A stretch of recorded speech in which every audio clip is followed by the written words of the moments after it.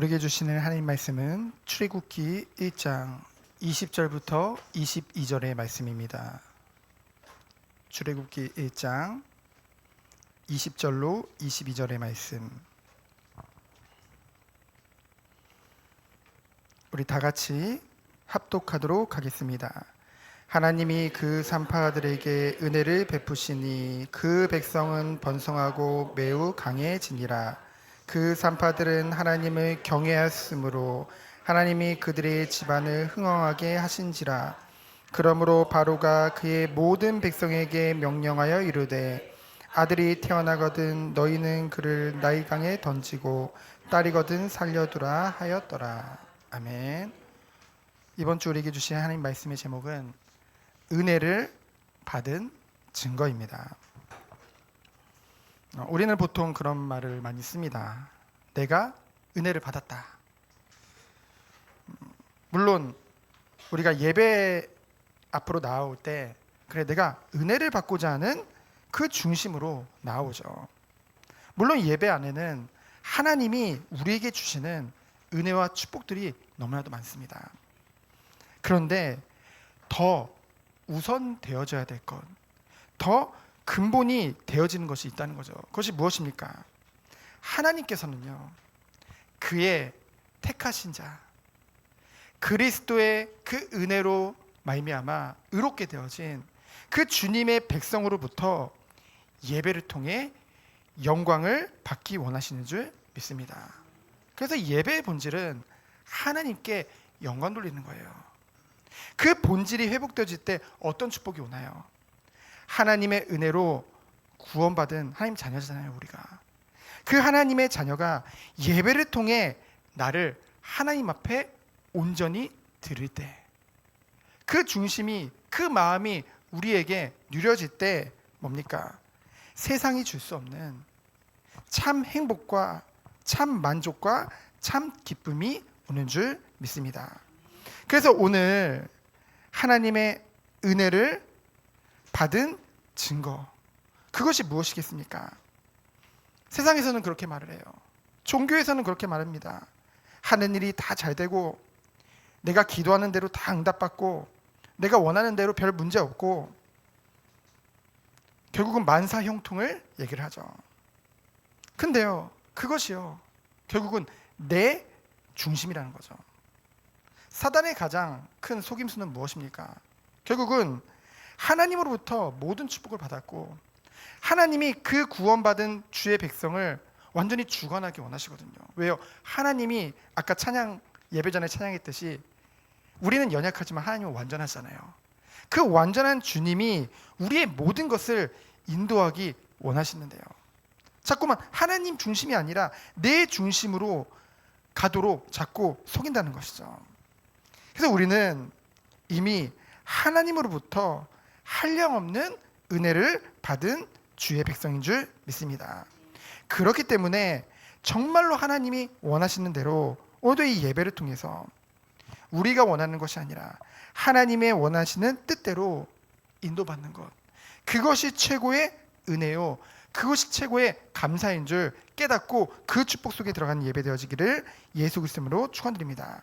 그래서 오늘부터 시작되는 창세기 작년 11월부터 했는데 이제 저번 주에 끝났죠. 오늘부터 시작되는 이제 출애굽기를 통해서 이 은혜 속에 들어가기를 원합니다. 그래서 첫 번째로 번성하는 이스라엘입니다. 이제 야곱과 이제 지난 창세기 50장에 보면은 이제 야곱도 죽고 요셉도 죽게 되어졌죠. 그래서 요셉이 죽으면서 뭐라고 했습니까? 나는 비록 죽지만은 하나님께서는 남은 형들과 그리고 우리 후손들을 다 돌보실 것이고 반드시 약속의 땅 가나안 땅에 들어가게 하실 것입니다. 그 확신 있는 고백을 하죠. 그러면서 뭐라고 했습니까? 나도 그곳에 갈 때 나도 내 해골도 메고 가주십시오. 그만큼 확신했습니다. 그 언약대로 이제 야곱과 그의 아들들이 이제 애굽 어디요? 고센 땅에서 살게 되어지죠. 근데요, 처음에 이제 야곱을 비롯해서 그 형제들과 그 자녀들이 이제 애굽의 처음 고센 땅에 이제 이주하게 되었을 때 숫자가 70명입니다. 성경에 오늘 나오죠. 1장 1절로 7절에 보면 나옵니다. 근데요, 350년이 지난 후에 출애굽기 12장 37절에 보면은 보행하는 장정만, 그리고 남자들만 몇 명이라고 했어요? 60만 명이라고 했어요. 거의 10,000배나 더 많아진 것이죠. 근데요, 이것이 우연입니까? 하나님의 언약대로 이루어진 것이죠. 창세기 15장 13절로 16절에 보면은 아브라함이 하나님 앞에 제사를 드릴 때 하나님이 그 아브라함에게 약속하시잖아요. 너의 후손들이 400년간 이방에 객이 될 것을 말씀하셨잖아요. 그러면서 뭐라고 합니까? 번성하게 하겠다. 그 하늘의 별과 같이 땅의 모래와 같이 내 후손을 번성하게 하겠다. 그리고 창세기 26장 24절에 보면 르호봇에서 야곱에게 동일한 언약을 주시죠. 그리고 35장 9절로 15절에 보면은 베델에서 또한 하나님께서 그 언약을 주십니다. 이와 같이 하나님은 하나님이 약속하신 것을 반드시 이루시는 하나님이죠. 그래서 뭐라고 합니까? 우리는 신실한 하나님이라 고백합니다. 여러분, 사람이 아무리 인격이 좋고 아무리 대단하다 할지라도 자기가 말한 것을 다 지키기가 어려운 것이 바로 인간의 연약함입니다. 그러나 하나님은 반드시 그가 약속하신 것을 반드시 이루시는 하나님이죠. 그래서 우리는 그 미쁘신 하나님만 바라보는 그것이 바로 믿음인 줄 믿습니다. 그래서요, 6절에 보면은 중요한 말이 나오죠. 요셉과 그의 모든 형제와 그 시대의 사람은 다 죽었고, 그 시대의 사람은 누굽니까? 바로 요셉을 볼 때 애굽의 사람들이 뭐라고 했어요? 이와 같이 하나님의 영에 감동된 사람이 없다. 그 불신자인 그 애굽인들이 바로가 왔을 때도 그런 고백을 할 수밖에 없는, 그래서 하나님이 함께하는 그 임마누엘의 축복을 누렸던 그 요셉과 그리고 우리가 계속 창세기를 통해서 나눴듯이 그 요셉과 그의 형들이 끊임없이 하나님의 은혜 안에서 성화되어지는 것을 봤잖아요. 그러한 모든 자들이 다 죽게 되어진 것입니다. 그 이후에 어떤 일이 벌어졌나요? 육신적으로 풍요로운 이스라엘입니다. 그 이후 육신적으로 굉장히 번성하게 되어졌어요. 여러분, 고센 땅이 이제 쉽게 말하면 요셉이 이제 그 애굽의 바로가 얘기했을 때 어디서 살기 원하느냐 했을 때 자기 가족들인데 아무 땅이나 얘기했겠습니까? 사실은 고센 땅은 그 시대에 나일강 바로 옆에 아주 비옥한 땅이에요. 그렇죠? 아주 좋은 땅입니다. 최고로 좋은 땅이에요. 그 땅에서 어땠습니까? 오늘 말씀이니까 번성하고 매우 강하게 되어졌고 온 땅에 가득했다고 했죠. 그 시대에 결국 인구수가 결국은 국력이거든요. 그렇죠? 굉장히 강하고 언약대로 온 땅 가득하게 되어진 거예요. 그런데요, 육신적으로는 풍요로워질지는 모르지만은 영적으로 봤을 때는 그 증거를 본 자들, 정말 하나님의 그 역사를 본 자들이 다 죽었다고 했잖아요. 그 앞선 세대가 다 죽었다고 했잖아요. 남은 거는 그 다음 세대들이거든요.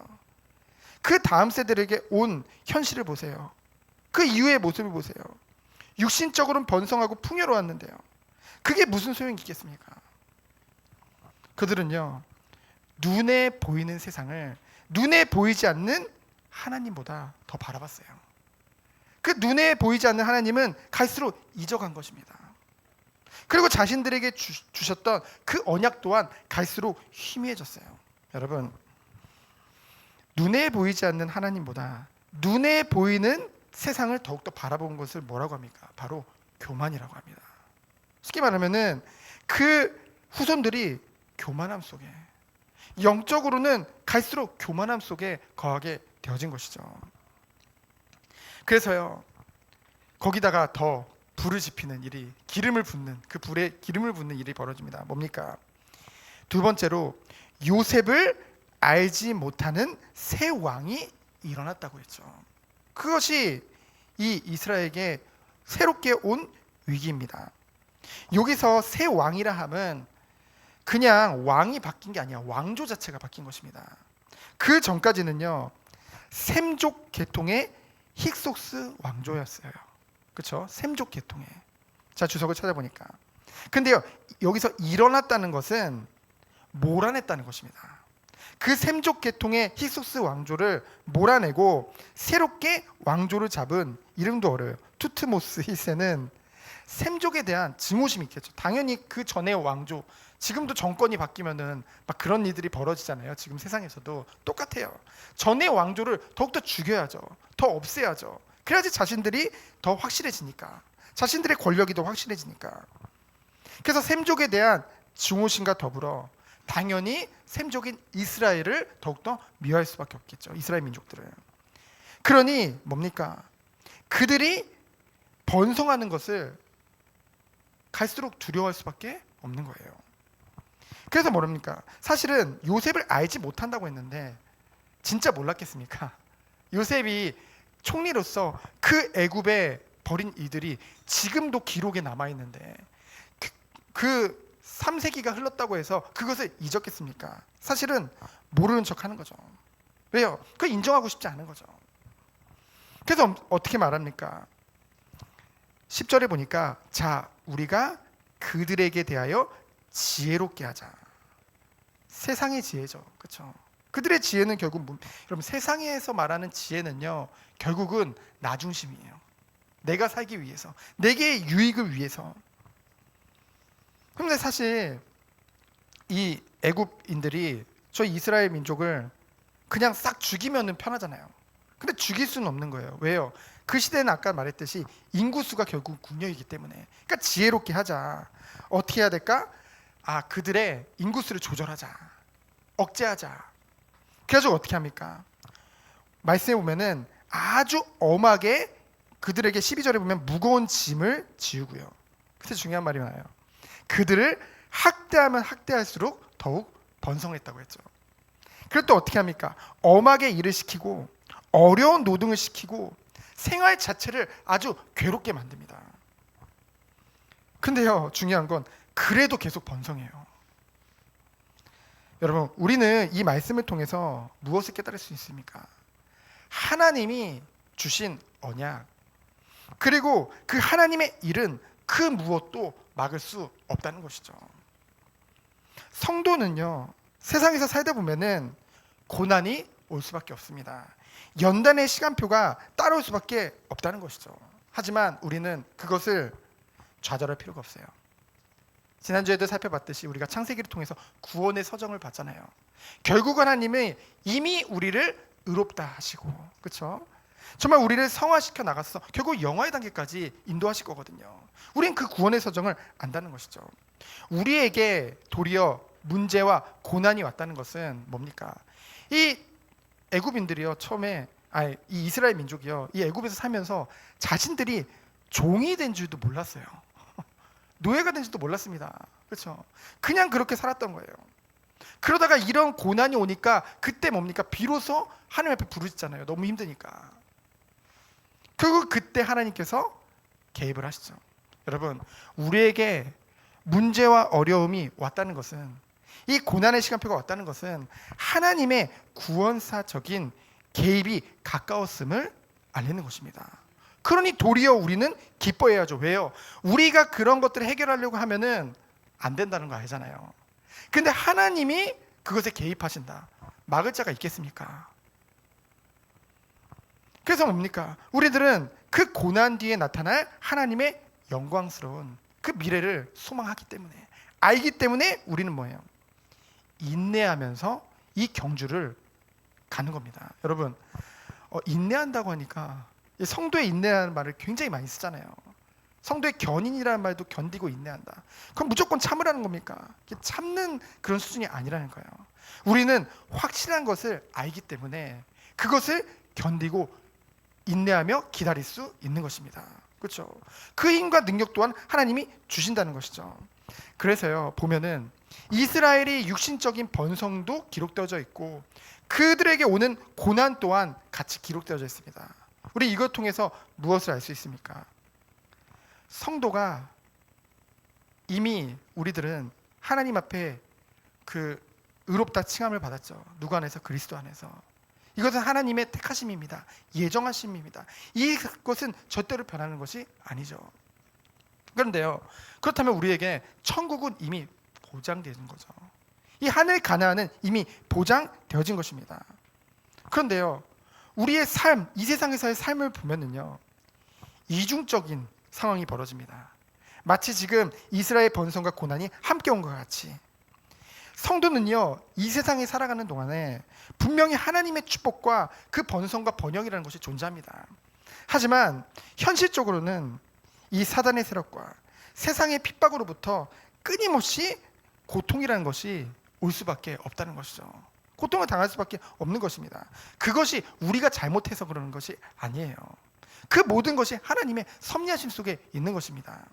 결국 그 과정을 통해서 결국은 뭐예요? 하나님은 우리를 궁극적으로는 승리하게 하시는 하나님이시죠. 그것을 우리는 말씀을 통해 믿고 확신하기 때문에 우리는 뭐 하는 거예요? 믿음으로 그 길을 나아갈 수 있는 거예요. 그래서요, 우리는 데살로니가전서 5장에 나온 것이 그냥 그 바울이 그냥 우리를 이해하지 못하고 그냥 공감하지 못하고 자기 기준에서 말하는 것이 아니라니까요. 우리에게 항상 기뻐하고 쉬지 말고 기도하고 범사에 감사할 수밖에 없는 그 은혜가 왜 우리는 그 축복을 누릴 수밖에 없나요? 이 모든 것을 알기 때문에, 완전하신 그 하나님을 우리는 믿기 때문에, 그 하나님이 오늘도 우리를 인도하고 계신다는 그 사실이 믿어지기 때문에 얼마나 큰 은혜입니까? 그래서 우리가 눈에 보이는 번성과 그런 것을 따라가는 것이 아니라 정말로 뭡니까? 정말 하나님의 은혜가 있다는 것은 우리는 본향을 바라보면서 그 과정을 기쁨으로 나아갈 수 있는 것, 그리고 하나님의 모든 인도하심을 믿기 때문에 어떤 순간도 항상 함께 하시는 그 주님의 그 은혜를 믿기 때문에 우리는 믿음으로 나아갈 수 있는 것이죠. 그래서 마지막으로 은혜를 받은 증거가 무엇입니까? 우리에게 은혜를 받은 증거가 무엇일까요? 오늘 히브리 3파 십부라와 부하를 통해서 그 은혜를 받은 사람이 어떠한 증거를 가지고 있는지 우리는 보게 되어집니다. 뭡니까? 이 히브리 3파 십부라와 부하가 이제 15절로 22절에 나오는데요, 이제는 대놓고 이게 안 되잖아요. 막 고된 노동을 시켜도 세상적 어려움을 줘도 계속 번성하는 겁니다. 바로 이 불신자가 봤을 때는 이해가 안 되는 거예요. 그래서 이제는 어떻게 합니까? 그 히브리 3파 이 십부라 부하는 어떤 사람 그러더라고요. 아니, 인구가 200만 명이나 된다는데 이 십부라 부하 이 2명 3파 둘이서 그 모든 애들을 다 받았다고? 그게 아니라 십부라 부하는 그 시대에 그 3파들의 지도자, 리더급이란 거죠. 그래서 그들에게 이 명령을 대표적으로 전달한 겁니다. 그러면 어떻게 해야 될까요? 대표를 기 때문에 남은 모든 3파들이 그걸 전달해야 되잖아요. 근데 그걸 전달 안 했던 거죠. 누가요? 십부라와 부하가. 그래서 뭡니까?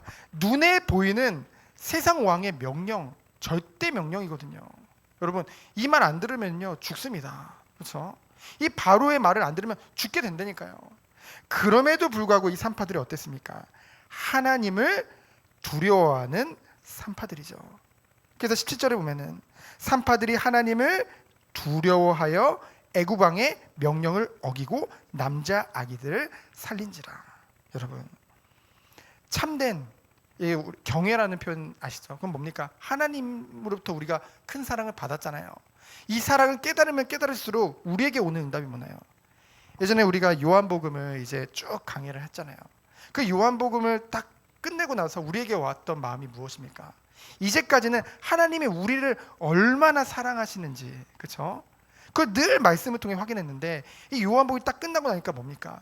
그 하나님을 향한 우리의 사랑이, 우리의 주 되신 예수 그리스도를 향한 그 우리의 사랑이 너무나 커져 있는 것을 우리는 확인하게 되어졌죠. 이것은 뭡니까? 참된 이 사랑하는 하나님으로부터 존경심에서 우러나오는 두려움이라는 거죠. 그렇기 때문에 결코 하나님의 언약을 믿기 때문에, 하나님을 사랑하기 때문에, 하나님 분명히 뭐라고 말씀하셨습니까? 번성할 것을 말씀하셨잖아요. 근데 남자 아기들 다 죽이면 안 되잖아요.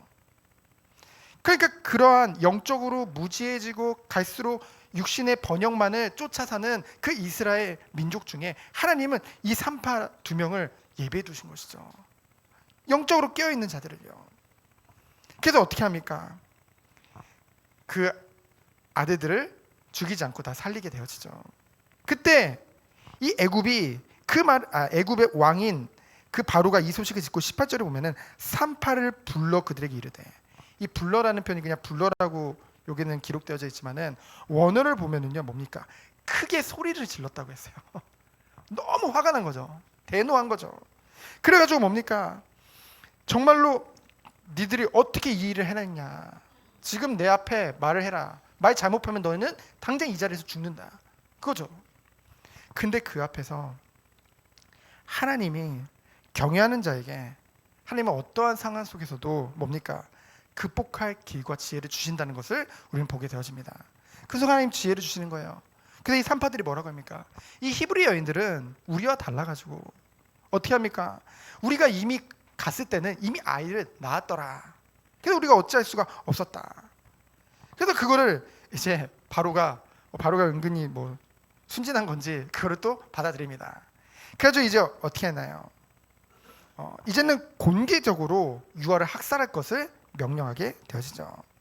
그런데요, 그 이전에 보면은 그 순종, 그 하나님을 경외하고 그 하나님을 바라봤던 그 시브라와 그리고 부하에게 시브라 이 표현을 잘해야 돼요. 왜냐면은 좀 모세의 그 와이프랑 헷갈릴 수 있기 때문에 시브라와 부하에게 어떤 은혜를 주십니까? 하나님이 그 중심을 받으시고 어떻게 하세요? 그 산파들에게 은혜를 베푸시니 그 백성은 번성하고 매우 강해지고요. 그 산파들은 하나님을 경외하였으므로 하나님이 그들의 집안을 흥왕하게 하신지라. 그렇죠? 여러분, 우리는 보통 내게 은혜를 주셔서, 그래서 내가 하나님이 은혜를 주셔서 내가 믿음으로 나가는 거다. 그런 것도 있지만은 하나님은 이미 우리에게 주신 은혜와 축복이 우리에게 너무나 많잖아요. 그 은혜를 가지고 우리가 하나님 앞에서 중심을 다잡아서 주님 앞에 결단하고 나아갈 때 하나님은 그때 우리를 붙드시고 하나님의 완전하신 은혜 안에서 우리들을 인도하시는 줄 믿습니다. 여러분, 우리는 하나님 은혜 주시면 해야죠. 그것도 맞는 표현이지만은 우리가 중심으로 나아갈 때 하나님이 그것을 할 수 있도록 은혜를 부어주신다는 것이죠. 그 은혜가 여러분에게 있기를 예수 그리스도로 축원드립니다. 그것이 바로 그리스도 안에서 장성한 자예요. 그렇죠? 사람이 철이 들으면 아이들은 절대로 부모 마음을 모르는 자잖아요. 그렇죠? 아이들의 특징입니다. 그래서 뭐 엄마들 항상 하는 얘기가 너도 네 애 낳아봐라. 그 말을 많이 하잖아요.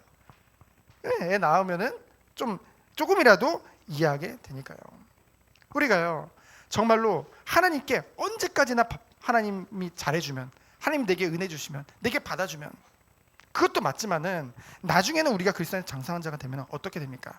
하나님의 뜻이 무엇인지 알기 때문에 우리의 중심을 담아서 하나님 앞에 우리가 나아갈 때 하나님은 그것을 기뻐하시고 그 일을 할 수 있도록 모든 힘과 능력을 우리에게 부어주신다는 것이죠.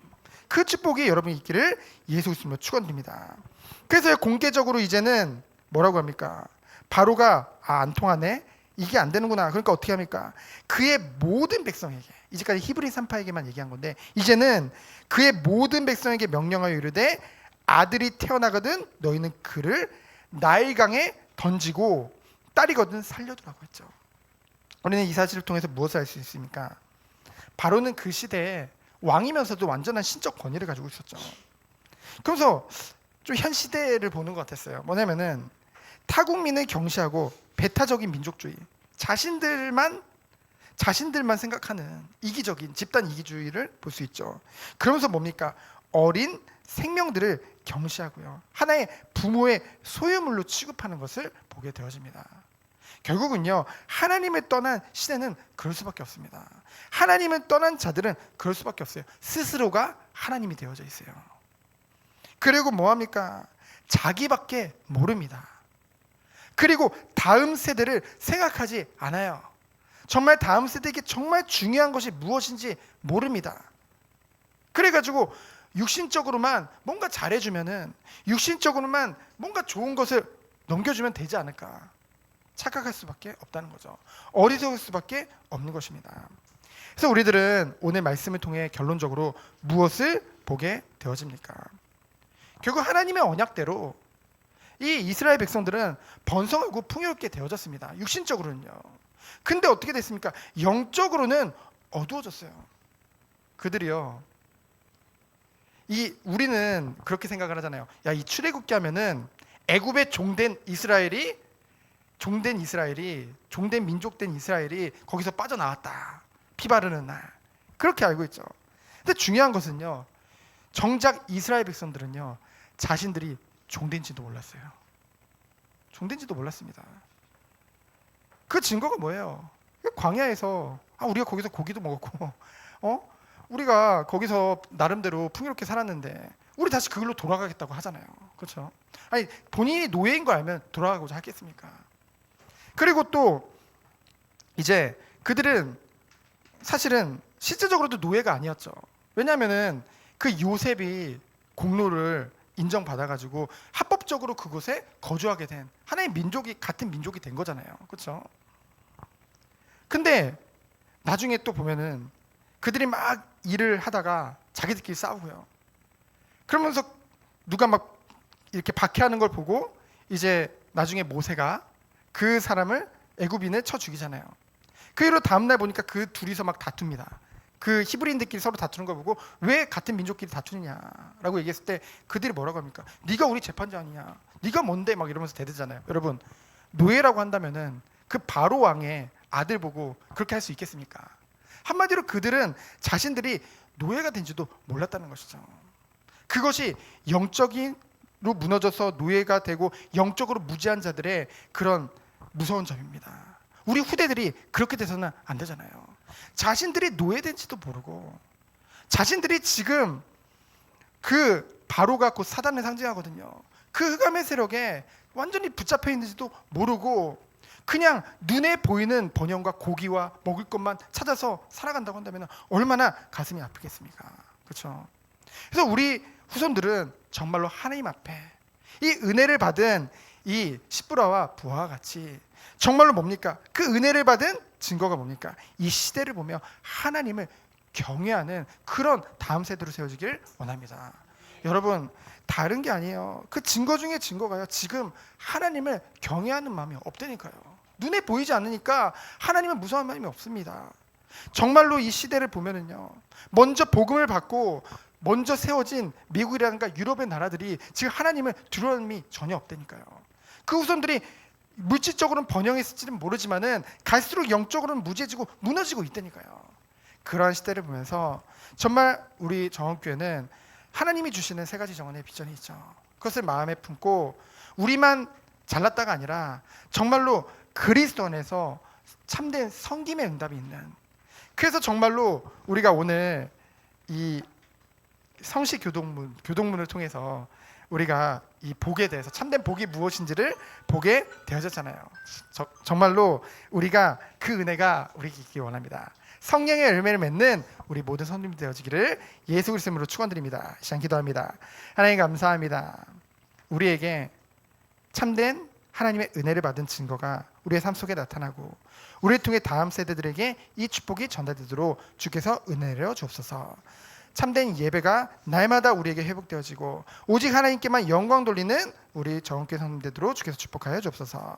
살아계신 예수 그리스도 이름으로 기도합니다. 아멘.